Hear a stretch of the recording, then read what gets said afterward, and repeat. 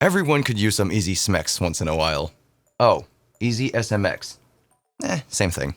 EasySMX sent over their ESM-G291 gaming headset for review, and man, does this thing feel like a kick to the face. Kind of literally. The pair of cans weighs 395 grams and is constructed primarily of plastic, but does have a bit of an industrial look to it. The ear cups and headband feature memory foam cushions with a sort of soft leather cover for comfort through extended use. Adjustments are done through the metal bands with clicky tactile steps, and clamping force is tighter than what I'm used to, but otherwise pretty good. You'll find a volume wheel on the left ear cup as well as a bass vibration control switch. Each can rocks a slightly washed out red LED and a 40mm driver, but software-wise, it's driver-less. It's plug and play, so it works straight out of the box. Speaking of that plug, it's a standard USB interface on the end of a 2.2-meter rigid rubber-coated cable.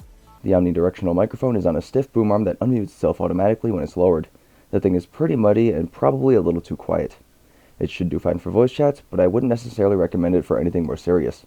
It's also not all that great at isolating your voice from keystrokes. So needless to say, but I'll say it anyway, don't get this for the mic. As for sound quality, it's pretty good. Asterisk. Highs aren't perfect, I wouldn't complain if there was just a little more detail poking through, but mids and lows are great. Bass is tight and just right, if not ever so slightly exaggerated. Asterisk. Though, take my opinion with a grain of salt. What sounds good to me might sound like a couple of cats having some EasySMX to you. Not that I like hearing that kind of thing. Moving on. For gaming, stereo functionality works just as you'd expect, and for general use and content consumption or otherwise, I could crank the volume way up without making my ears bleed or observing any peaking. So, while the volume range works for me, for those of you who either really like turning it up to 11 or really hate your eardrums, you might want to go for something a little bit louder. I could wear these for over 6 hours without any pain, though the material isn't exactly breathable and it did get a little warm.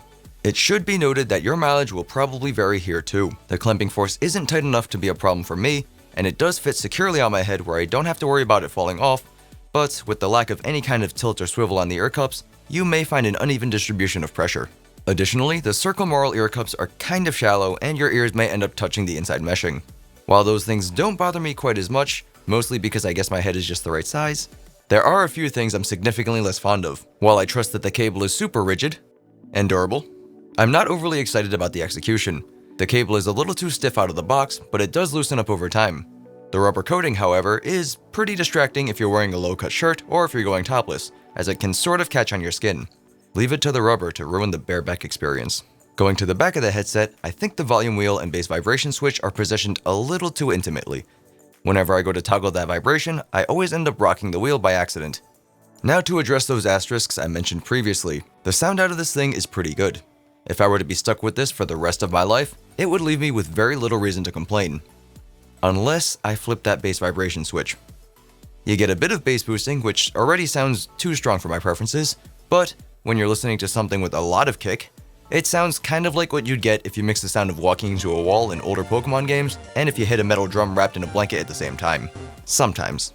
If you've got enough of a boom to drown that noise out, I guess it sounds okay-ish. But moderate bass brings it out too easily, and my general experience is better if I just leave it disabled. It does shake your noggin around, and I'll admit it feels pretty interesting in a "this isn't the kind of vibrator I ordered on Amazon, but it'll do" sort of way, but it doesn't do the sound quality any justice in my opinion. Additionally, I did notice it struggled with some higher frequencies, like the Facebook message noise. After playing it, there would be something I could only describe as one of those tubes that make those funny dying cat noises, but I didn't notice this anywhere else. And lastly, while I don't imagine this to be a problem too often, tapping on the cans makes a kind of, well, canny sound. Kind of like what I was talking about before, but a little more hollowed out. But aside from that, for $50 US, you get a headset that I would say sounds pretty darn good, with a bass vibration feature and a microphone that I think you should probably ignore.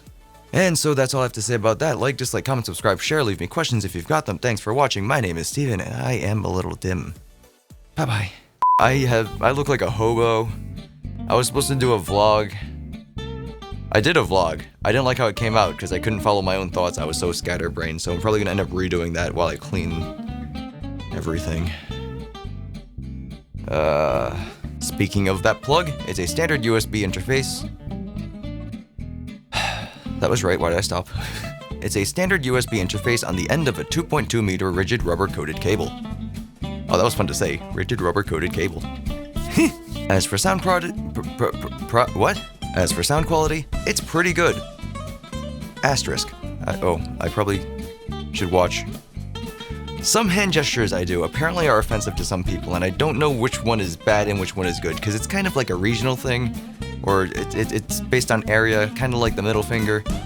But I don't know, it's the middle finger, I don't know, it's weird. What sounds good to me might sound like a couple of cats having some EasySMX to you. Oh god, that sounds awful. What sounds good to me might sound like a couple of cats having some EasySMX. I could wear these for over 6 hours without any pain. Now to address those asterisks, asterisks. Risks. Now to address those asterisks I mentioned. That's such a weird word. Asterisk is fine, but when you put the S at the end, it's weird. This isn't the vibrator I ordered on Amazon, but it'll do, kind of way, sort of way, damn it. With a bass vibration feature and a microphone that I think you should, bleh, that's not a word.